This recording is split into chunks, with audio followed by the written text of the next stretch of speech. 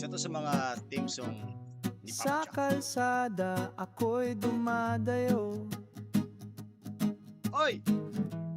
ang bisikleta ko'y laging panalo. Panalo, Padyak dito, dito, padyak padyak doon, doon. hangin sa mukha, problema'y natatapon. Natakbo. Papadyak, sige Sige, padyak, padyak. kasama ka sa bawat galak. Sa daan tayo'y laging Laging panalo. panalo. Sa ikling ang buhay, Buhay! ito ang Ito totoo. ang totoo. Sa bundok Ay, ay, man ay. o sa Oh, Master, magandang araw, magandang gabi kung anong oras mo yan papanood to, ah. Meron tayong pag-uusapan, isang mabilis lang 'to ngayong 2026 kasi siyempre kahit papaano yung mga kaibigan tayo na alam mo yun, na bagong magbibisikleta, bago nating makakasama. Kaya siyempre, kailangan natin silang bigyan ng gabay, 'yan, ng, alalay, 'yan. Para kahit papaano naman, tabing maano dagat. sila, ma magkaroon ng Ang magandang pananaw bisikleta'y pagdating sa laging kanilang kasama. pagbibisikleta. Kasi baka mamaya, magba-bike lang sila ng magba-bike, 'di ba? So, wala silang guidance sa mga solo. So ngayon, gagawin natin, magbibigay tayo ng guide para sa mga newbie. Actually, hindi lang din naman sa mga para sa mga newbie, para din sa mga ibang kaibigan natin na baka mamaya, nakakalimot, 'di ba? Kaya pagpasensyahan niyo na. Etong ganitong format natin wala ng edit-edit 'to. Talagang parang podcast style lang 'to. Okay, pero bago natin simulan mga master, baka hindi ka pa nakaka-follow, nakaka-subscribe, mag-subscribe ka na. Padyak ng pag-asa sa bisikleta'y may Dahil sa follow mo, pagka-subscribe mo, malaking bagay na 'yon para sa ating channel, para magdire-diretso tayo. Meron tayong YouTube channel, meron tayong Facebook, meron tayong TikTok, at meron tayong IG. Pero siyempre, lahat 'yan, follow niyo na, alright? Pero bago natin simulan, maraming sama salamat sa tayo ating sa mga ligaya. sponsors or mga partner natin, Papadyak alright? ang So, wala ating tayong maraming pag-uusapan bandera. mga sir, ang ating gagawin ngayon ay tungkol sa, alam niyo na, magpagbibigay ng, ah, payo para sa ating mga kaibigan. Kasi baka mamaya, alam niyo na, medyo naliligaw sila ng landas at nakakasama sila sa mga, alam niyo na, mga hindi maayos na kasama. Kaya ang gagawin natin ay magbibigay tayo ng gabay. Kung sakali man, kung ikaw nanonood ka, sundan mo na 'to at makipagtalakayan ka, diskusyon ka dito sa comment section. Ngayon, kung nagustuhan mo 'to ay paki-follow na lang at paki-subscribe na lang. Okay, wala na tayong maraming pag-uusapan. Rerekta na tayo kaagad dito. Sisimulan na natin kaagad kung ano yung mga dapat nating gawin. Alright? Okay, sisimulan na natin siyempre, bago tayo magbisikleta, napakahalaga nito, siguro bibigay tayo ng ilang tips, alright? Napakahalaga nito, unang-una na diyan siyempre itong bago tayo magbisikleta, mali ako nagturo. Okay, etong skipping warm up. Ano nga ba ibig sabihin niyan, Papa Jack? Actually master, lahat naman ng sports kailangan ng warm up. Hindi puwedeng halimbawa pagka nagba-basketball ka, 'di ba? 'Pag nagba-basketball ka hindi naman puwedeng sasalang ka kaagad, mapupulikatin ka nun. Hindi po puwedeng pagka gusto mo na kaagad sumalang sa sports, babanatan mo kaagad. Posible kang ma-injury kapagka gano'n, okey. Pero may mga pagkakataon tayo na minsan dire-diretso na pagkasampa natin ng bike, yun na yun, bike na kaagad yun, 'di ba? Pero hindi yun maganda para sa ating muscle. Mas maganda bago tayo magbisikleta, kung hindi tayo makapag-warm up ng wala tayo sa bisikleta, huwag niyo kaagad tirahin, huwag niyo kaagad bakbakan. So warm up, pabilugin niyo lang muna, tapos painitin niyo ng konti yung legs niyo hanggang sa ma-warm up yung mismong muscle. Kasi posible kang pulikatin agad or posible ka na ma-injury, may maipit, 'di ba? So, napakahalaga ng magwa-warm up tayo. Huwag niyo muna kaagad babakbakan kung hindi kayo kaagad nakasampa sa bisikleta. Or kung nakasampa man kayo sa bisikleta, huwag kayong tumakbo kaagad ng 30, 35. Abay, hindi naman po puwede yung gano'n. Baka baka naman mamaya, imbes na mapunta ka sa pupuntahan niyo, maospital ka pa. So, okay. So, 'yan yung mga bagay 'yun ang mga bagay na isa sa bagay na 'yan na kailangan niyong tandaan bago kayo magbisikleta. Actually, lahat ng sports gaya ng sinasabi ko sa inyo, huwag niyong babakbakan kaagad. Kung nakita niyo yung mga kasama niyo bumabakbak agad, ay ba, hindi po puwede 'yun. Delikado 'yun para sa inyo. Okay, kahit newbie, kahit novice, kahit expert, kahit pro, may warm up 'yan. Okay, so tandaan niyo 'yan, ha. Okay, ang susunod natin siyempre etong wrong saddle height. Eto maraming nagkakamali din dito. Pero etong wrong saddle height na 'to, ano 'to, nakapasok 'to sa tinatawag nating, bike fitting. Yung bike fitting kasi lahat do'n, inaano na 'yon, sinusukat 'yon para sa sarili mo. Sinusukat yung handlebar, sinusukat yung seat post, sinusukat yung layo, tsaka yung lapit. Kasi, yung saddle natin, yan ang magde-determine. Isa yan, isa lang yan. Kasi baka mamaya isipin mo, bakit yung saddle ko hindi naman kaagad ako maano, ah, maayos naman yung saddle ko pero ah, nangangawit pa rin yung lower back ko, nangangawit pa rin yung likod ko. Kasi nga, magkaka-partner yan, yung bike fitting. So, sa ibang episode natin tatalakayin yon para at least meron kayong idea kung gaano kahalaga yung bike fitting. DIY bike fitting or pwede kayong magpaturo or pwede kayong magpasukat. Marami nagsusukat, ha.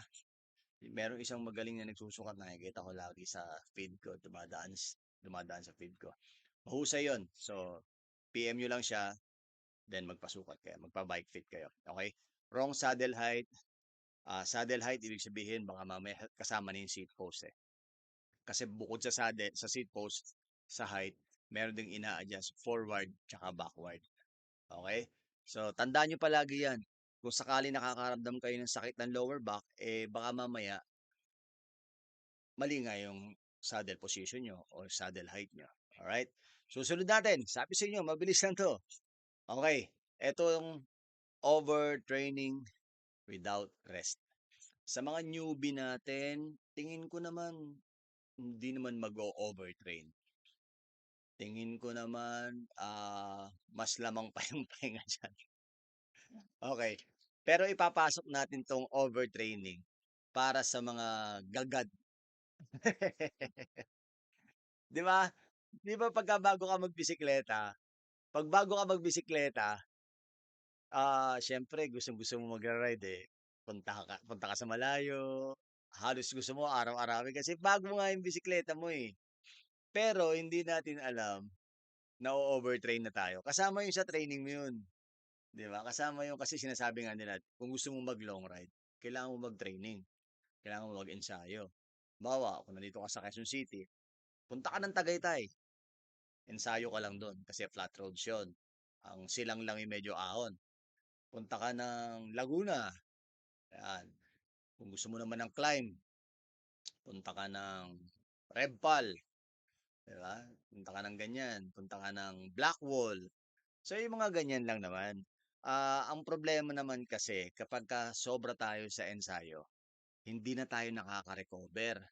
Kaya napakahalaga ng recovery kasi yun yung muscle mo nadideplete, eh.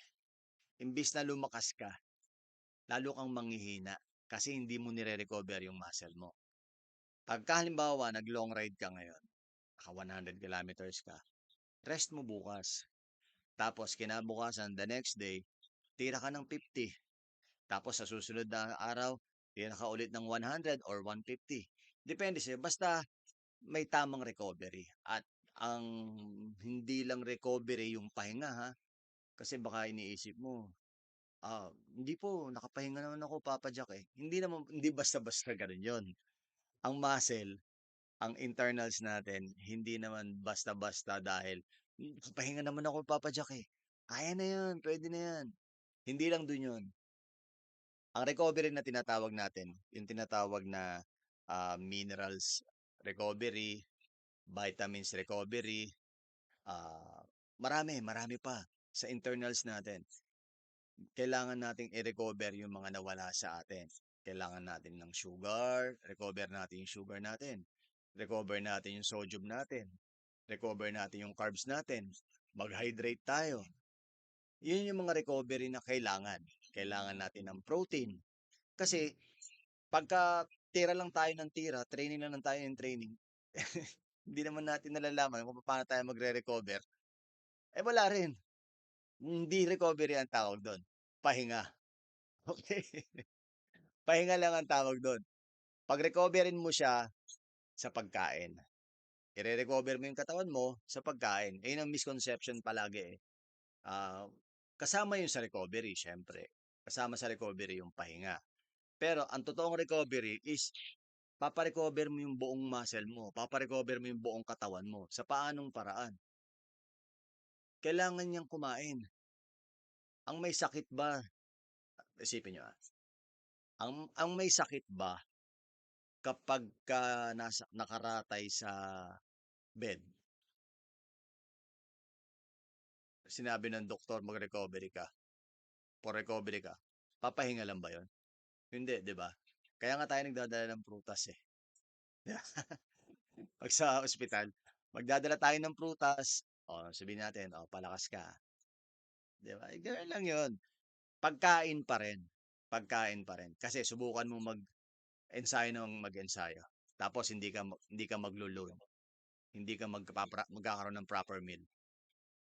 Wala rin, 'di ba? Hindi makaka-recover ng maayos yung muscle mo, yung katawan mo kasi puro fast food ang binabanatan mo. Puro pares ang binabanatan mo. Aray ko, 'di ba? So, susunod natin mga sir.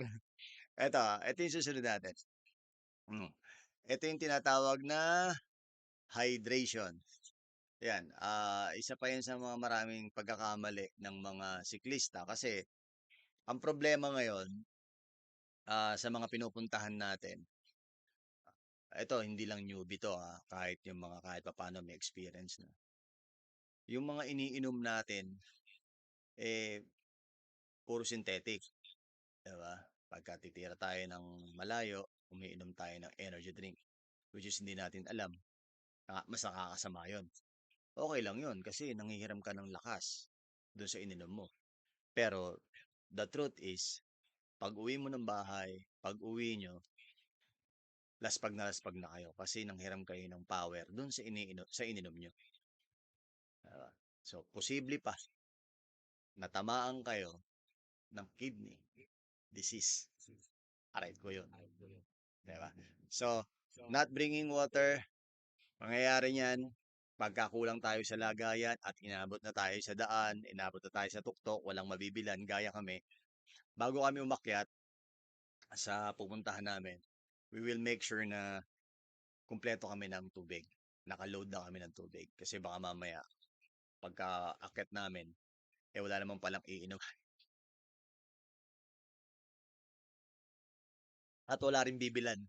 Aray ko, mas lalong masakit yon, 'di ba? So, kailangan pag aalis kayo o kaya maglo-long ride kayo, pag nakita niyo yung ruta niyo, wala na mabibilan na tubig, magdala kayo ng ekstrang lagayan. Kasi baka sa pupuntahan niyo, mahirap na yung tubig. Mas delikado yon. Basta tira lang kayo ng tira ng tubig. Okay, huwag kayong magtitipid sa tubig. Huwag kayong magtitipid sa pag-hydrate sa sarili nyo. Okay? So, susunod natin, etong tinatawag na using the wrong gears. Actually, not on the hills lang naman eh. Lahat naman eh. Siyempre, kailangan pag nang bibisikleta tayo, tama yung mga gears natin. Diba? Parang sa motor din. Diba? May mga nagmumotor ngayon na ang gamit, bisikleta ng MTB. Alam mo yung bull cap? 1.5 yun kapagka nahuli ka ng LTO, 'pag nahuli ka ng MMDA. So, etong using wrong gears na 'to, applicable din sa atin yun kasi may mga nakikita ako, mga nagba-bike nakapantalon. Eh, maong, maong. Ako kasi naka-pants ako, pero outdoor pants yun. Kung mapapansin niyo, yung Lagalag, maraming salamat Lagalag, sa ating mga apparel. Maraming salamat. Maraming salamat sa mga patuloy na sumusuporta na partner natin. Okay? So, yun ang ano ko, lagi kong dala. Kung di ako nakatokong, nakapants ako, pero outdoor pants yun. Tapos, sandals na pang-outdoor din. Tapos, kung di sandals, shoes. Make sure na kapag magbabike kayo, huwag naman kayong tsinelas galore lang kung sakaling may ride kayo. Kasi delikado yung pagka naipit yan ng crank nyo, masakit yan. Baka pag uwi nyo, wala na kayong daliri sa paa. Di ba? Tapos, dapat komportable yung damit nyo. Halimbawa, kung kayo ay high blood or kung kayo man ay pawisin. Dapat yung komportableng damit ang lagi niyong sinusuot. Huwag kayong magmamakapal na damit. Yun ang sinatawag na proper gearing. Kasama yun sa gear mo eh. 'Di ba? Kasama yun sa pagra-ride mo ng komportable ka. Baka mamaya kasi magra-ride tayo kung ano lang yung suot natin. Tapos may nakita pa ako simula't simula ng ride niya. Sisimula pa lang naka-sleeveless na. Ano naman, bigyan niyo naman ng konting art. Bigyan niyo ng konting art yung pagbibisikleta. Hindi naman sa pagiging maarte ano ka ba naman Papa Jack ano naman kung naka-sleeveless yung lalaki. Naka-sleeveless sando yung ride ko. Wala ka ng pakialam doon. Wala namang problema doon. Kaya lang syempre, yung art of cycling. Alam mo yun, bigyan niyo siya ng art kasi since gusto mong bibisikleta, bigyan niyo ng art.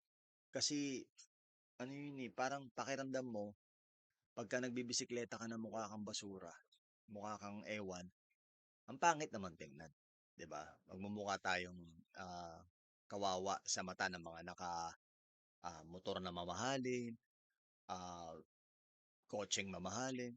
Kaya minsan di tayo nire-respeto kasi yung sarili natin, respetuhin natin ng konti. Pagdating kahit papaano sa pananamit man lang. Alright? So, bago tayo magtapos, isa na lang 'to. Kung kayo ay lagi nagra-ride o polycutting kayo, try nyo dun pumunta sa ating TikTok shop. Meron tayong Stingray Therapeutic Spray doon. Itong gamit natin. Ilalagay ko na lang sa link yung kung saan nyo mabibili to. Pwede kayong mag-order at pwede kayong mamili kung anong laki. Alright? Anti-pulikat nga pala to.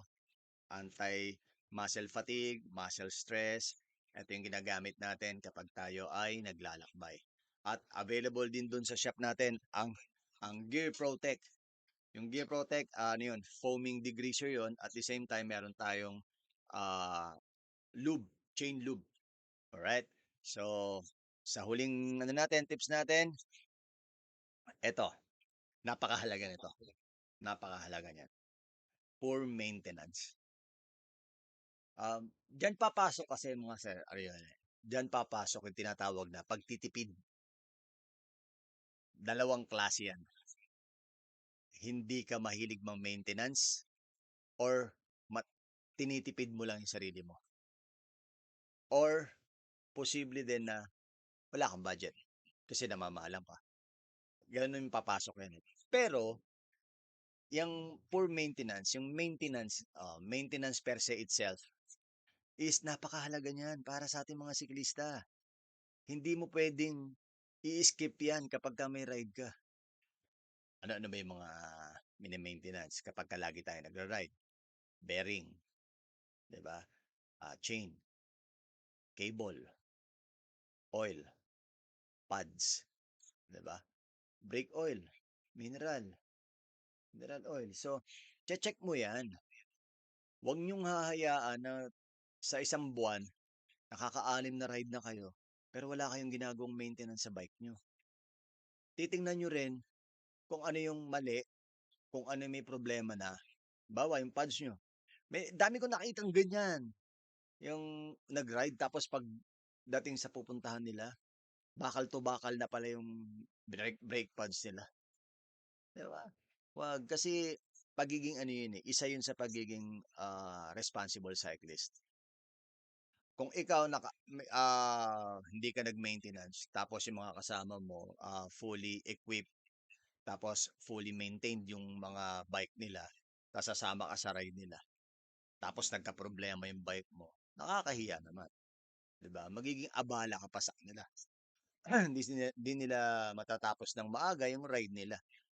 Huwag naman sanang gano'n. Okay, so ugaliin natin na tayo ay nagme-maintenance every time na magra-ride tayo. Magpa-repack kayo ng bearing, check niyo yung pads niyo, yung mga kable niyo kung okay pa ba, hindi pa ba makunat pagka shift, 'di ba? Karaniwan 'yan eh. Hindi mo maiiwasan na yung mga kable natin maano, makukunat kasi ulan, araw, 'di ba? So ito yung last tip natin. Okay, 'yan. Pero bago 'yan, simulan na natin 'yan. Shoutout muna natin yung mga kaibigan natin na patuloy na sumusubaybay. Si Kuya Junel, si Kuya Junel, si Ate Fe, Noel Lecaros, Chris Riva, yung mga OG na Papa Jack and Friends na noon pa natin nakakasama. Si John Ong, yan. Shoutout sa inyo lahat mga master. Namimiss ko na kayo. Si Enzo, tsaka si Hepe. Alright. Mont Inks. Yan. Mont Inks, yung kapatid natin sa Canada na napakahusay. At congratulations nga pala dahil sa yung bagong shop. Pati si Kuya Marky. Kuya Marky, congratulations sa inyo. Alright, pagpatuloy nyo lang yung ginagawa nyo. Okay. God bless you and Happy New Year. More blessing at siksik liglig umaapaw. Alright? Okay, pro tips tayo. Check your bike before every ride. Ayun, doon na papasok yung maintenance na sinasabi ko. Tapos, stay visible and alert. Yes, stay visible and alert. Ibig sabihin nun kapag tayo ay may long ride, syempre, kailangan natin magdamit ng medyo maliwanag kapag kagabi. Yung mga light colors, yellow, green, orange, yan, yung mga ganyan. As much as possible, ganon. Pero kung wala talaga kayong mga reflector, gamit kayo ng ganon. Alright? Hydrate regularly. Yun, pinag-usapan natin kanina yan. At ito yung isa sa pinakamahalaga, syempre. Itong follow road signs. Dito papasok yung tinatawag natin na pagiging responsableng siklista. Sa mga susunod na episode, ang tatalakayin natin. Okay, sa ngayon, ito lang muna tayo. Iyan muna yung pag-uusapan. At marami pa tayong mga dapat i-share sa mga kaibigan natin. Meron nga pala tayong naka-line up na mga episode dito. So, abang-abang lang tayo. Siguro, tatargetin natin at least mga thrice a week or 4 times a week mag-upload tayo. Alright? So, para kahit pa paano, magkaroon tayo ng mas malawak pa na kaisipan. Alright? Ayun lang. Maraming salamat. Ilang muna tayo para kahit pa paano ito tayo ang ay totoo sa bundok man o maging sa productive tabing ngayong dagat. 2026. Kasi baka mamaya, alam mo na, mabisi na naman tayo sa mga susunod nating ride, kaya kailangan natin magbangko. Alright? Sound trip muna tayo. Pagyak ng Sound trip muna tayo. ritmo ng puso, kalaya ng pag-asa. Sa bisikleta'y may bagong simula. Lahat ng hirap. Alright! Hanggang dito lang muna po tayo. Palaging tandaan, mahirapan pero di susuko. Ako po si Papa Jack at narito ka sa Bike Talk with Papa Jack. So kung nagustuhan mo tong video na to mga master maraming salamat. Mag-follow ka lang, mag-hit ka lang ng notification bell para updated ka sa mga lalabas pa nating video. Alright? At palaging tandaan, humingi sa Diyos ng gabay para sa ating paglalakbay. Ciao. Ang mundo laging masaya lagi.